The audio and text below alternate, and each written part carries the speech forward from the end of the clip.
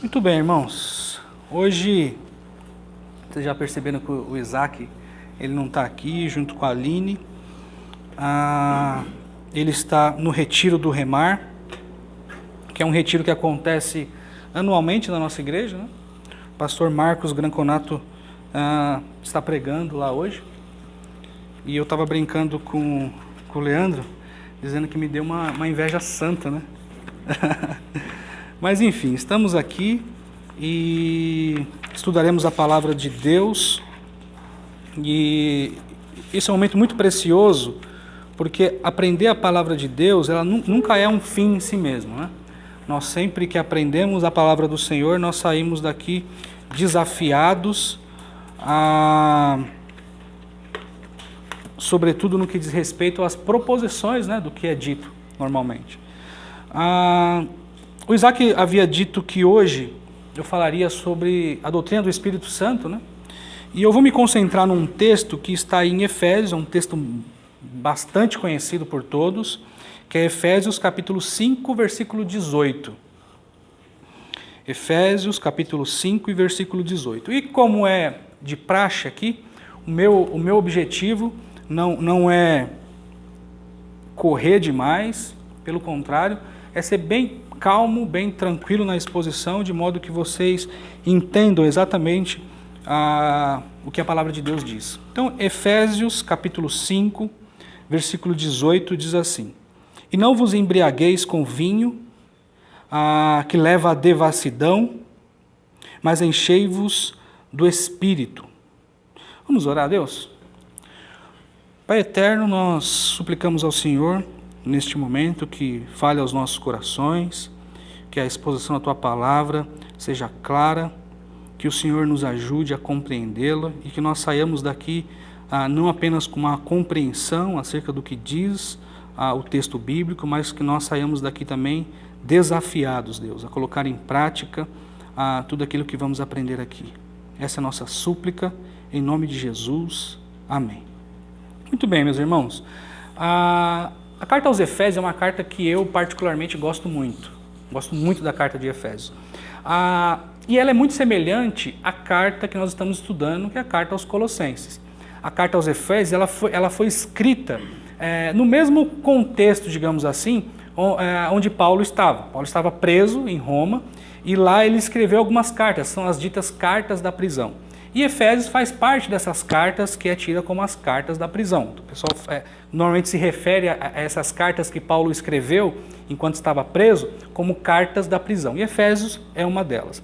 Efésios também, muito parecido com Colossenses, ela tem uma divisão meio que óbvia. Alguns dizem que são 3 divisões, outros dizem que são apenas 2. Quais são essas divisões? As 2 divisões seriam as seguintes: do capítulo 1 até o capítulo 3, nós temos uma parte mais teórica que fala acerca da condição do crente. Então, por exemplo, nós temos no capítulo 2 de Efésios, onde a gente vê sobre a salvação pela fé, né? Ele fala: sois salvos pela graça, isso não se dá por meio de vós, é dom de Deus. E ele fala acerca dessa condição do crente quando ele aceita ou quando ele se converte ao Senhor Jesus. Ok? Do capítulo 3 até o capítulo 6, que são os últimos capítulos, nós temos aí o que seria a parte prática dessa carta. Então nós temos uma série de imperativos que diz como o crente ele deve se comportar, como o crente deve viver a vida de maneira prática. E o texto que nós lemos aqui está inserido justamente nessa segunda parte, que seria a parte prática. E aí o texto que nós lemos diz o seguinte: Não vos embriagueis com vinho, que leva à devassidão, mas enchei-vos do Espírito. Eu vou me concentrar aqui, irmãos, e vocês vão perceber isso, em apenas um ponto desse texto, que é o Espírito. Eu quero que vocês entendam ou aprofundem o seu conhecimento acerca do que é o Espírito. Existe uma série de confusões acerca disso, e nós devemos ter isso bem claro na nossa mente, para que nós não cometemos os erros que nós vemos aí fora. Ok? Muito bem. O texto inicia dizendo o seguinte: E não vos embriagueis com vinho, que leva à devassidão. Essa primeira parte do versículo, meus irmãos, é bom que nós a compreendamos não apenas como algo reprovado por Paulo no que diz respeito à embriaguez somente, a embriaguez como um fim em si mesmo. O que Paulo está dizendo aqui não é somente que se embriagar é errado. Ele está dizendo isso, está claro no texto, não vos embriagueis com vinho que leva à devassidão. É isso que Paulo está dizendo. No entanto, havia uma prática nos tempos de Paulo que era um culto pagão a Dionísio.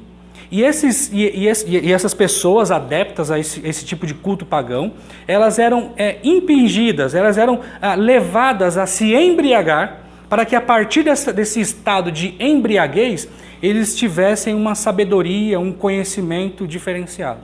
Então, faz todo sentido quando nós lemos, por exemplo, alguns versículos anteriores, como, por exemplo, o versículo 17, que diz o seguinte: portanto, digo...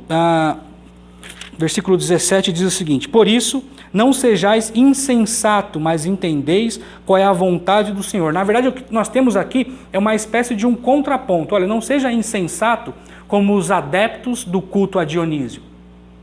Não seja como eles que, se embriagando, buscam um conhecimento. Não cometam esse erro.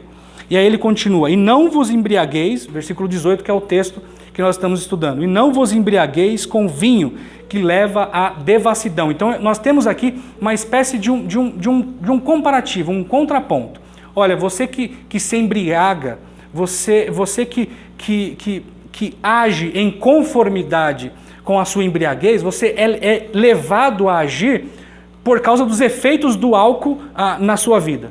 Então a pessoa que se embriaga com o álcool, ou com o vinho aqui, Paulo está dizendo, ela age em conformidade com aquilo que está enchendo ela.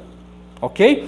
E o que Paulo diz, e aí a segunda parte do versículo, é exatamente o oposto. Ele fala assim, olha, não se embriaguem com vinho, mas, por outro lado, encha-se do Espírito. E é interessante esses aspectos de Paulo, né, que fala sobre plenitude. Nós vemos isso em Colossenses, quando ele fala, olha, sejam plenos do conhecimento. Né? Paulo tem essa linha de plenitude. Olha, sejam plenos do conhecimento, enchei-vos do Espírito. E aqui que está o ponto, meus irmãos, que eu queria conversar melhor com vocês. Porque Paulo diz para nós nos enchermos, ou diz aos seus leitores, para se encher do Espírito. Mas afinal, o que é o Espírito? Nós sabemos aqui que o Espírito a que Paulo se refere é o Espírito Santo, seria a terceira pessoa da Trindade. Mas o que é isso? Meus irmãos, nós vivemos numa época fortemente marcada por questões de experiência, não é mesmo? As pessoas vivem buscando novas experiências. Não é sem razão, por exemplo, que há tantos casamentos e divórcios. Por que há tantos divórcios? A pessoa, olha, eu buscava uma experiência no meu casamento, ou com o casamento, mas eu não alcancei isso. Então, por isso eu me divorciei. O consumo de drogas, por exemplo, aumenta cada dia mais. Por quê? As pessoas buscam experiências que elas acham que vão obter por meio do uso de substâncias químicas. E nós vemos uma série de exageros hoje em dia, nesses aspectos, nessa mesma linha que eu estou dizendo para vocês, que diz respeito a esse fator de buscar uma experiência. Então eu busco experiência o tempo todo. Os relacionamentos hoje, eles são marcados por uma fragilidade muito grande. Por quê? Porque quando a pessoa não tem a sua expectativa suprida, quando a pessoa não consegue suprir a sua expectativa, ela simplesmente se afasta, ela se distancia. Então os relacionamentos hoje em dia eles são muito frágeis, porque as experiências utópicas, elas não são alcançadas. E o problema de tudo isso, meus irmãos, esse é mais ou menos um retrato aí do homem pós-moderno, né? Esse é um retrato do homem pós-moderno. O problema, meus irmãos, é que tudo isso que acontece, ou pelo menos que acontecia fora dos muros da igreja, isso tem entrado na igreja. E como é que isso tem entrado na igreja? Nós vemos pessoas buscando cada vez mais experiências. Então não há um enfoque no conhecimento da palavra. No entanto, existe um enfoque muito grande na experiência. E normalmente essas experiências, e várias delas exageradas, é tido como experiências espirituais. Então, quando algumas pessoas veem manifestações estranhas, como por exemplo, rodopiar na igreja, imitar animais e tudo mais, elas dizem que isso é resultado de alguém que é pleno do Espírito Santo. Paulo, ele nos exorta, no texto que nós acabamos de ler, a sermos cheios do Espírito Santo. Mas para que nós entendamos isso, é importante que nós saibamos quem é o Espírito Santo. Será que o Espírito a que Paulo se refere aqui é um Espírito que, uma vez habitando o crente, ou uma vez sendo pleno na vida do crente, vai levar ele a, por exemplo, imitar animais? Vai levar ele a sair pulando no meio da igreja? Eu entendo, meus irmãos, muito claramente que muitas igrejas, não apenas igrejas pentecostais ou neopentecostais, mas muitas igrejas que estão convidando, abrindo as portas para esse tipo de prática, elas estão se distraindo com superficialidades, com coisas que não têm nada a ver com o que as Escrituras dizem. Enquanto isso, nós vemos igrejas inteiras se desfazendo, igrejas inteiras se afastando do conhecimento da verdade. Tudo isso porque não é dado uma ênfase acerca do que é realmente ser cheio do Espírito Santo. Paulo nos exorta a sermos cheios, mas o que é isso? O que é ser cheio do Espírito? Então, para que nós entendamos isso, o que é o Espírito Santo, eu queria falar sobre três aspectos, digamos assim, acerca do Espírito Santo. Primeiro, nós vamos falar aqui sobre a personalidade do Espírito. Será que o Espírito Santo é uma coisa? Ou será que o Espírito Santo ele é uma pessoa? Ok? Nós vamos falar sobre a divindade do Espírito. Será que o Espírito ele é Deus? Será que ele tem as características de Deus? Ou o Espírito Santo não é um Deus? Ou é um Deus diminuto? O que ele é exatamente? E por fim, nós vamos falar sobre os efeitos da habitação do Espírito. Se por um lado o efeito do álcool, como nós lemos aqui, leva as pessoas à devassidão, à libertinagem, à insensatez, qual é o efeito do enchimento do Espírito na vida do crente? Ok? Então vamos começar. Esse estudo de hoje, meus irmãos, vai exigir muita concentração. Eu vou fazer o máximo para não ser maçante para vocês, mas nós vamos ter que concentrar-nos aqui em alguns textos bíblicos para poder entender de uma vez por todas o que é o Espírito. Ok? O que é o Espírito Santo. Muito bem. O primeiro ponto então aí seria a personalidade do Espírito. O Espírito Santo ele é uma pessoa. Algumas seitas, meus irmãos, como por exemplo as Testemunhas de Jeová, dizem que o Espírito Santo é uma força ativa de Deus. O que é uma força ativa de Deus? Imagine o Sol e os raios solares. Ok? O Sol seria Deus e os raios solares seria aí essa força ativa de Deus. Abra sua Bíblia aí em Romanos 8, 27, e nós vamos perceber que o Espírito Santo ele não é uma força ativa de Deus. O Espírito Santo ele possui personalidade, ele possui, pensando nesse aspecto de personalidade, ele possui inteligência. Alguém poderia ler, por favor, Romanos 8, 27? E uma outra pessoa, por favor, abra em 1 Coríntios 2, do 10 ao 11. Esse aí deixa que eu leio, tá? 1 Coríntios 2, do 10 a 11. Alguém achou em Romanos 8, 27?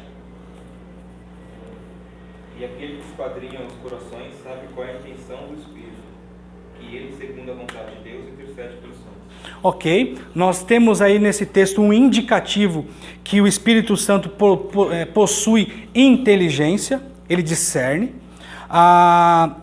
1 Coríntios 2, versículo 10 e 11 diz o seguinte: Deus, porém, revelou-as a nós pelo seu Espírito, pois o Espírito examina todas as coisas. Percebam aqui, irmãos, essa coloração que aponta para o Espírito Santo como alguém que possui inteligência. Olha o que diz: Deus, porém, revelou-as a nós pelo seu Espírito, pois o Espírito examina todas as coisas, até mesmo as profundezas de Deus. Ok? Versículo 11. Pois quem conhece as coisas do homem, senão o Espírito do homem que está nele? Assim, também ninguém conhece as coisas de Deus, a não ser o Espírito de Deus. Então notem, nós estamos dizendo aqui que o Espírito Santo ele é dotado de personalidade ou de pessoalidade, ele é uma pessoa. E uma das características de uma pessoa é que essa pessoa, ou a pessoa, ela detém a inteligência, ela possui inteligência. E nós vemos aqui que o Espírito Santo, ele detém isso, ele tem inteligência. Então ele tem um traço de uma pessoa. Mas isso não é suficiente. O Espírito Santo também, ele possui emoções. Abra o texto de vocês aí, em Efésios, capítulo 4, versículo 30. Deixa eu acompanhar com vocês aqui. Efésios, capítulo 4, versículo 30. Olha o que diz. E não entristeçais o Espírito Santo. Notem, nós estamos falando aqui que uma pessoa ela é dotada de emoções, ok?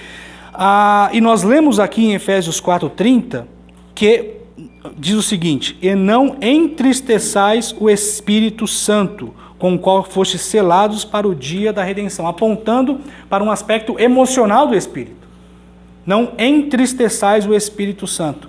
Mas não é só isso, meus irmãos. O Espírito Santo, para ser uma pessoa, ele deve possuir vontade. Uma pessoa, ela possui inteligência, não é mesmo? Embora algumas pareçam que não, mas possui inteligência. Uma pessoa, ela é dotada de emoções. Por exemplo, ela se entristece, e nós lemos aqui sobre isso, acerca do Espírito Santo. E uma pessoa, ela possui vontade, não é mesmo? Abra o texto aí em 1 Coríntios, capítulo 12, versículo 11.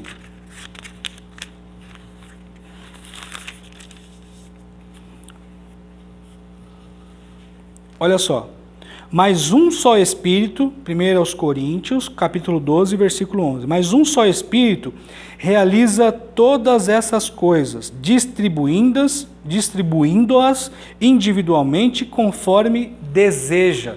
Percebam aí que o Espírito Santo possui vontade própria, ok? Uma pessoa, meus irmãos, ela não pode ser uma pessoa se ela não possui inteligência, se ela não possui emoções e se ela não possui vontade própria. O que nós estamos dizendo aqui é que o Espírito Santo, diferente, por exemplo, do que dizem as testemunhas de Jeová, não é uma força ativa, não é uma coisa, não é um gás, não é, algo diferente de uma pessoa. O Espírito Santo, ele é evidentemente, com base nos textos que nós lemos aqui, uma pessoa. E por que ele é uma pessoa? Porque ele possui inteligência, emoções e vontade. Meus irmãos, quando nós entendemos que é uma pessoa que habita o crente e não uma coisa, isso começa a nos livrar de uma série de exageros. Por que uma pessoa, ou um crente que se diz espiritual, imita animais, por exemplo? Vocês já ouviram falar, por exemplo, na unção do riso? Já ouviram falar disso? Eles dizem que o Espírito Santo, quando toma a pessoa, e notem isso, o Espírito que toma, o Espírito que enche, porque a ideia que dá, quando nós falamos, olha, o Espírito enche a pessoa, dá uma sensação de que o Espírito é alguma coisa, né? Principalmente uma coisa líquida, que enche algum recipiente, que no caso seríamos nós. Não é mesmo? Então o que eles dizem? Olha, quando o Espírito Santo, essa coisa, entra no crente, o crente ele é tomado de uma alegria tão grande que ele começa a rir copiosamente. Existem unções, por exemplo, chamada de... é um absurdo isso, mas enfim. Cola no Espírito. Já ouviu falar disso? Cola do Espírito, ou cola no Espírito. Já ouviu falar disso, Joás? Você que é um cara mergulhado na literatura... A cola do Espírito, ela é o seguinte: a pessoa é tomada por uma unção, e aqui eu estou usando aspas, se alguém não estiver me vendo, né, eu estou usando aspas aqui na unção, que uma vez que ela é tomada por esse poder, ou esse pseudo-poder, ela cai, né? Existe a unção do cair no espírito. Essas é mais comum, né? Então a pessoa cai, então é uma unção dupla. Ela cai e fica colada no chão. Existe o relato de uma pessoa que ela ficou colada no chão do meio-dia até as 18 horas da tarde. Eu li sobre esse relato às 18 horas da noite. E aí quando foi às 18 horas, ela saiu engatinhando porque ela não conseguia se levantar. Era uma mulher. Eu vi esse relato num livro que eu li há muito tempo atrás, chamado Evangélicos em Crise. Evangélicos em Crise. Eu não sei ainda se é publicado isso. Quem publicava era Mundo Cristão. O autor era o Paulo Romero. E ele tem lá um relato de uma pessoa que recebeu essa unção da cola do Espírito. Ela ficou colada no chão das 12 ou das 13 horas até as 18 horas. Irmãos, sinceramente, isso é um absurdo.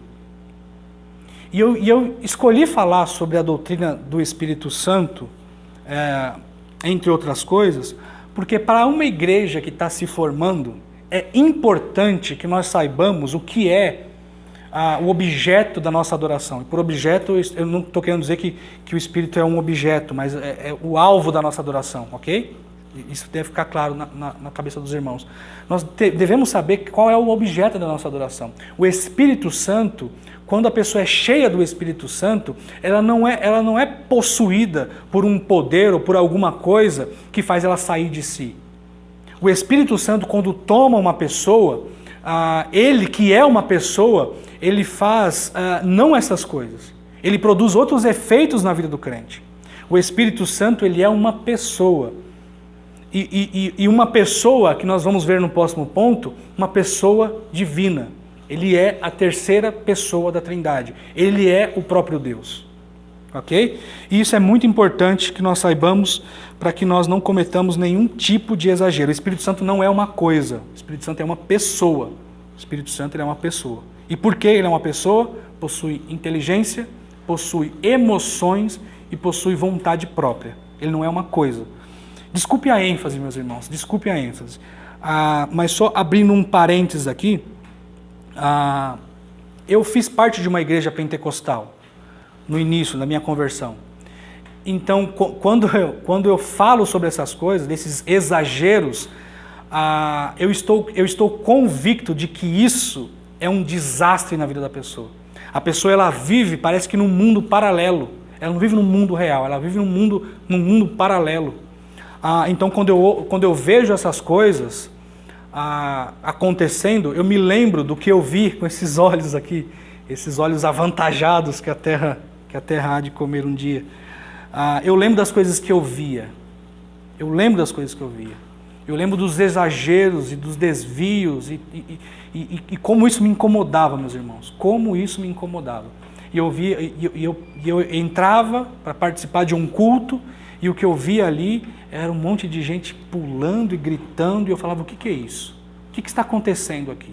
O Espírito Santo não age assim na vida das pessoas, meus irmãos. Não leva a pessoa a sair de si. O que faz a pessoa sair de si é o álcool, por exemplo, que leva à devassidão, que leva à libertinagem. O Espírito não, e nós vamos ver isso. Muito bem, o Espírito Santo então ele é uma pessoa, mas não somente isso. O Espírito também é divino. E nós vamos falar agora sobre a divindade do Espírito. E vamos olhar para o texto e ver no texto verdades que apontam para esse aspecto de divindade do Espírito. Ok? O Espírito Santo, então, possui nomes divinos. Ok? Eu não sei como é que está o meu tempo aí, mas eu vou tentar dar uma acelerada para a gente não gastar tempo indevido para explicar isso. Então, o Espírito Santo possui nomes divinos. Então, em 1 Coríntios 6:11, por exemplo, olha o que diz, 1 Coríntios 6, versículo 11. Versículo 11. Alguns de vós éreis assim, mas fostes lavados, santificados e justificados em nome do Senhor Jesus Cristo e no Espírito do nosso Deus. O Espírito, então, possui nomes divinos, ok? Em Atos 16:7 e Romanos 8:9 diz que o Espírito é o Espírito de Cristo. o Espírito de Cristo. Então nós vemos aqui, irmãos, nesses dois apontamentos que eu fiz, que o Espírito Santo possui esses nomes divinos, atribuindo então uma igualdade entre as pessoas da Trindade, o Pai e o Filho, e ao Espírito também. Ok? Quando eu falo Espírito de Deus e Espírito de Cristo, eu estou dizendo que assim como Deus Pai e assim como Deus Filho, o Espírito Santo também é divino. Ok? Não existe Deus sem essa tríade. O nosso Deus, ele é trino. Pai, Filho e Espírito Santo. Ok? Não existe, o Deus cristão, ele não existe sem uma dessas pessoas. Eu não posso dizer que adoro a Deus se eu não entendo que Deus é Pai, Filho e Espírito Santo. Ok? Muito bem. O Espírito Santo, ele possui atributos divinos. Ok? Vamos dar uma olhada nisso? O Espírito Santo, então, ele é onisciente. 1 Coríntios 2, versículo 12. Vejam o que diz. 1 Coríntios 2, versículo 12. Olha o que diz.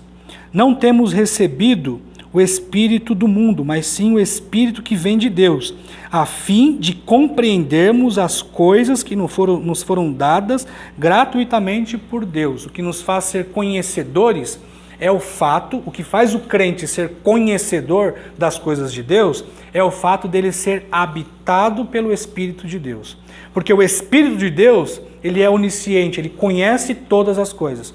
Conseguiram entender a lógica aqui? Então, o Espírito Santo, ele é onisciente. E a onisciência é uma característica de alguém que é divino.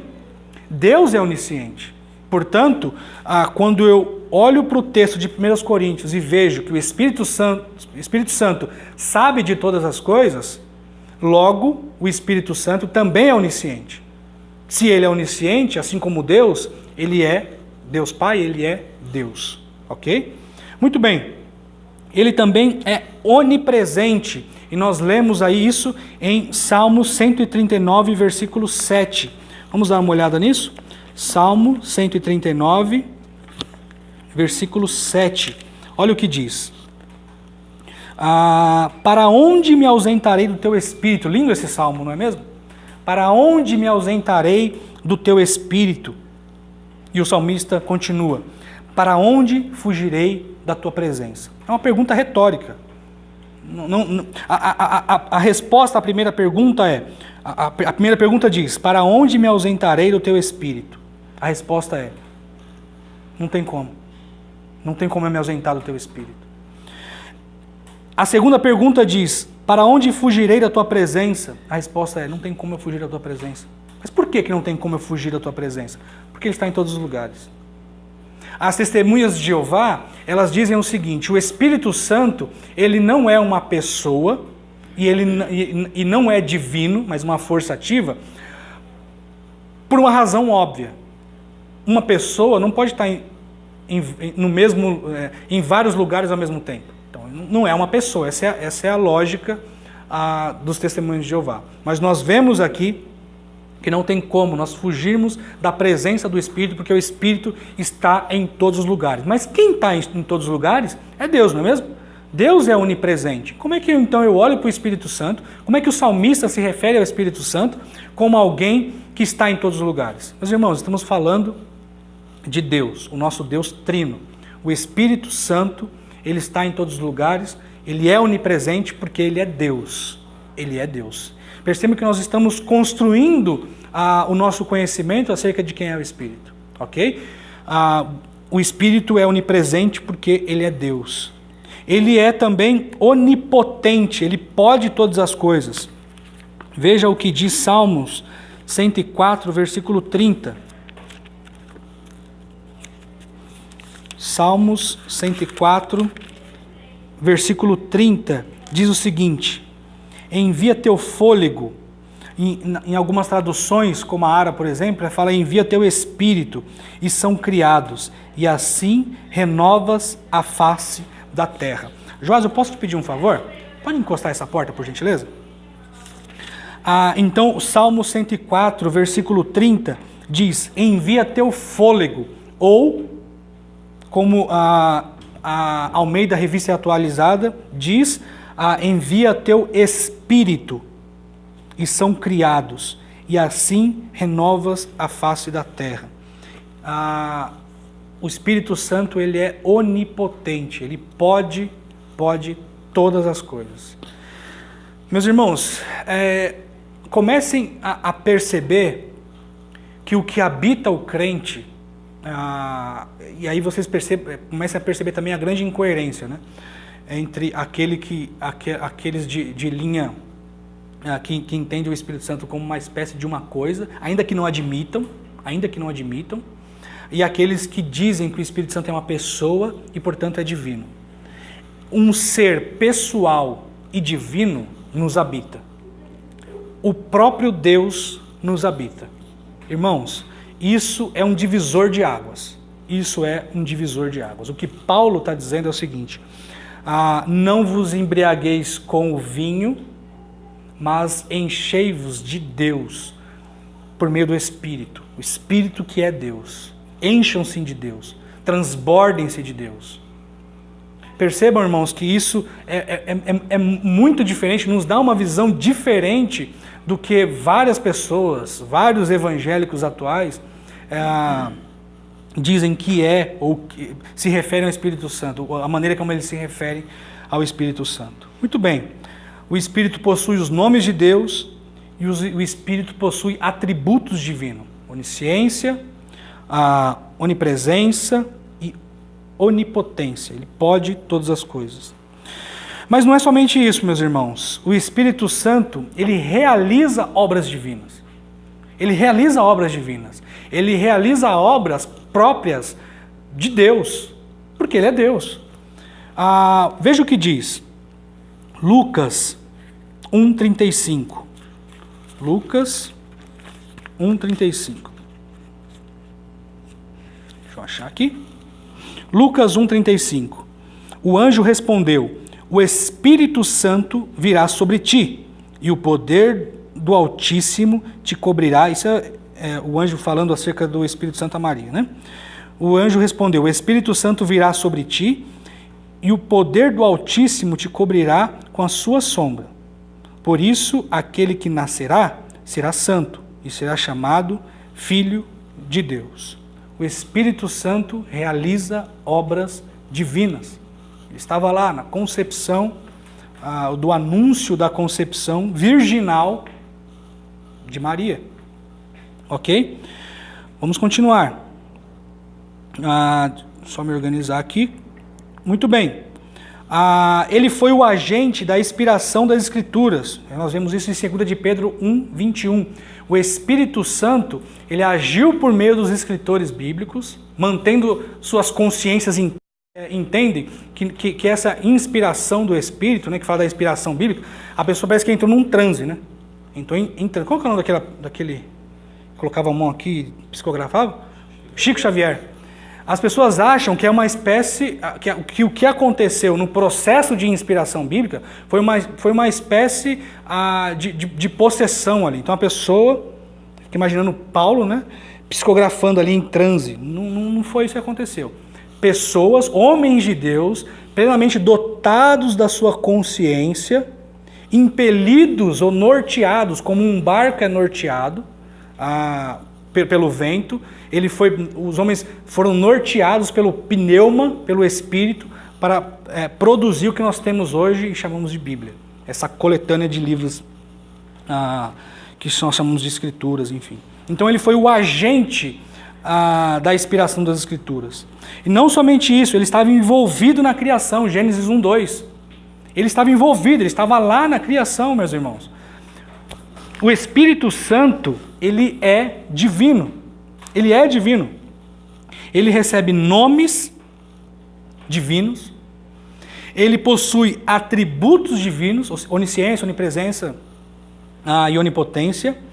E ele também realiza obras divinas. Obras divinas. Ele foi autor na concepção virginal, ele foi agente da inspiração das Escrituras e ele estava envolvido na criação de tudo. Quando tudo se fez, ele estava lá. Ele estava lá. Porque ele era Deus, eterno, assim como Deus é eterno. Irmãos, a gente pode tirar uma série de lições acerca disso, acerca da pessoalidade e acerca da divindade do Espírito. A primeira lição que nós aprendemos, e eu já disse aqui, é que uma pessoa divina, ou que o próprio Deus, ele não habita o crente para levá-los a cometer exageros. Eu não consigo imaginar, irmão, sinceramente, enquanto Pedro pregava, no dia de Pentecostes, por exemplo, eu não consigo imaginar Pedro pregando, e aí ele saindo de um ponto a outro, pulando de um pé só, como se fosse um saci pererê. Porque essas coisas acontecem no meio pentecostal e no meio neopentecostal. Robson, acontece mesmo? Sim, eu vi. Ninguém me contou acerca dessas coisas. Eu vi. Eu não consigo imaginar Pedro pregando e rodopiando como se fosse um peão, soprando sobre as pessoas, sabe? E gritando de maneira histérica, como se isso fosse um sinal de plenitude do Espírito. Meus irmãos, as coisas não se dão dessa forma. Mas existe muita gente sendo enganada, muita gente sendo movidas por uma espécie de emoção e agem desse modo, agem dessa forma. Isso parece muito distante de nós, não é mesmo? A impressão que dá é que nós estamos numa espécie de uma ilha reformada. E é mesmo, meus irmãos. Mas existem pessoas próximas de nós que estão mergulhadas nisso. E elas vivem essa vida durante anos e anos, buscando o que seria um batismo do Espírito Santo, como se isso fosse evidenciado por línguas estranhas, e a pessoa que não fala em outras línguas, ela é tida como não espiritual. E a pessoa vive ali naquele mundo, mas por que eu não consigo falar em línguas? E aí começa, impelida pelo grande pregador, a começar a dar glória. Não, dá glória, que uma hora você vai falar em língua estranha. É lógico, a língua vai enrolar de uma hora para outra, e você vai falar uma língua estranha mesmo. Mas não necessariamente uma língua. Você vai pronunciar alguma coisa estranha. Existem pessoas mergulhadas nisso, meus irmãos. Frustradas, achando que são espirituais só porque falam alguma coisa estranha. E o que Paulo diz é: sejam plenos do Espírito Santo. Porque o Espírito Santo não te leva à loucura, não te leva à insanidade, não te leva à devassidão, não te leva à libertinagem. Ser pleno do Espírito Santo, nós vamos ver na continuidade do capítulo 5, que produz coisas práticas na vida. A plenitude do Espírito Santo leva a esposa, por exemplo, isso nós lemos lá em Efésios, na continuação do texto, a ser submissa ao seu marido. A plenitude do Espírito Santo leva o marido a ter a mulher, ou a se sacrificar pela mulher. O filho obedece seu pai. O pai educa o filho no temor do Senhor. O servo, ele respeita aquele que é o seu Senhor. Isso porque ele é pleno do Espírito Santo. A plenitude do Espírito Santo, meus queridos, ela não se dá por meio dessas extravagâncias, dessas aberrações, dessas bizarrices. Eu não sou pleno do Espírito Santo porque eu colo no chão, ou porque eu entro em transe. Eu sou pleno do Espírito Santo quando eu evidencio isso por meio de uma prática cristã, de acordo com as Escrituras. Eu amo a minha esposa é submissa a mim, o meu filho me respeita, eu sou um bom empregado para o meu empregador. Isso é ser pleno do Espírito Santo. É isso. E eu já entrei no ponto 3, que é os efeitos da habitação do Espírito Santo. A primeira coisa, meus irmãos, sobre os efeitos da habitação do Espírito Santo é que o Espírito Santo, ele tem esse efeito regenerador na vida do crente, né? E ele produz segurança. Segurança. É o penhor. Ele é o penhor. É isso que nós lemos aí no Novo Testamento. O Espírito Santo foi dado como um penhor, ou seja, uma garantia. Sua habitação é a segurança de que a promessa de Deus há de efetivar a obra que ele iniciou em nós. Ele é a garantia de que um dia, enfim, estaremos aí eternamente com Deus, o Espírito Santo age então como essa garantia. Efésios 1:13.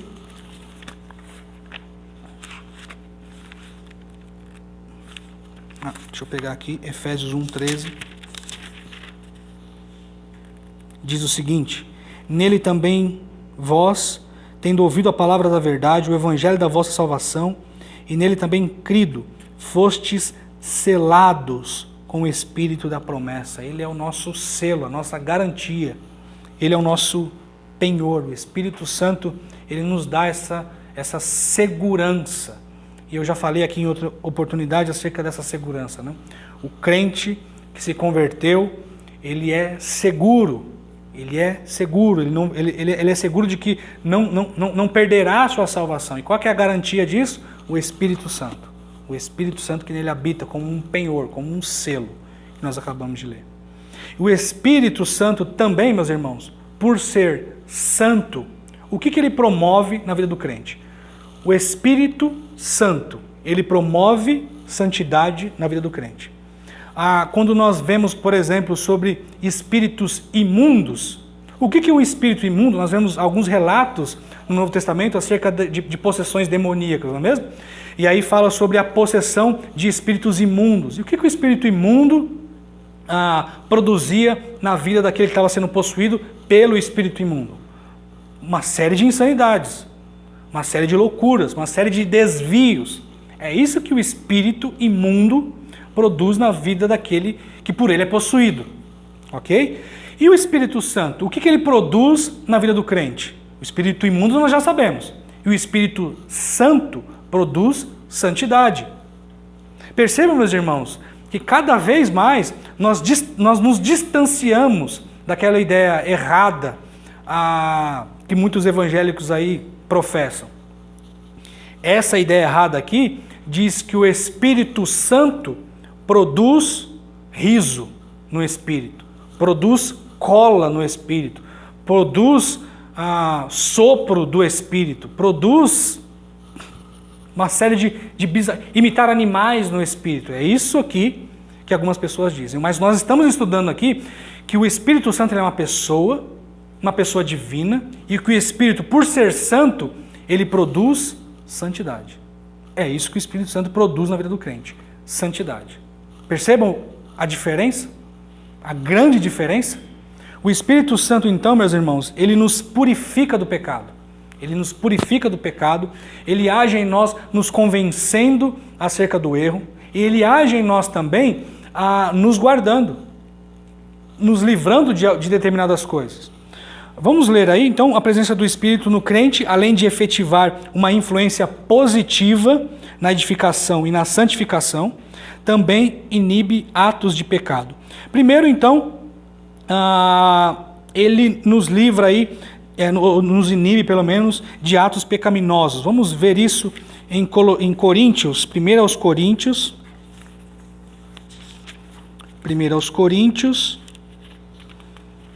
capítulo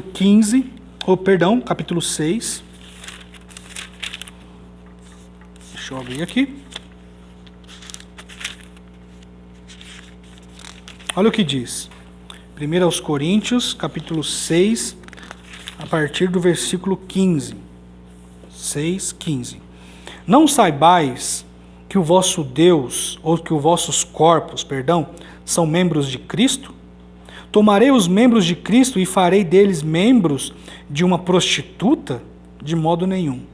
Ou não sabeis que quem se une a uma prostituta torna-se um corpo com ela? Como se disse, os dois serão uma só carne. Mas quem se une ao Senhor é um espírito com ele. Fugi da imoralidade. Qualquer outro pecado que o homem comete é fora do corpo, mas quem pratica a imoralidade peca contra o seu próprio corpo.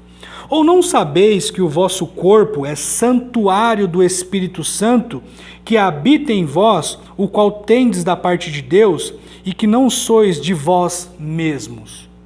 Pois fostes comprados por preço, por isso glorificai a Deus no vosso corpo. É isso que o Espírito Santo produz em nós. Outro texto, e aí me referindo aqui a uma influência positiva do Espírito Santo. Gálatas, capítulo 5.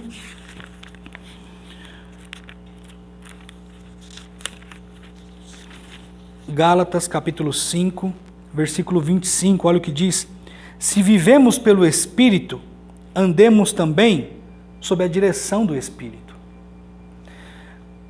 Vou repetir. Se vivemos pelo Espírito, andemos também sob a direção do Espírito.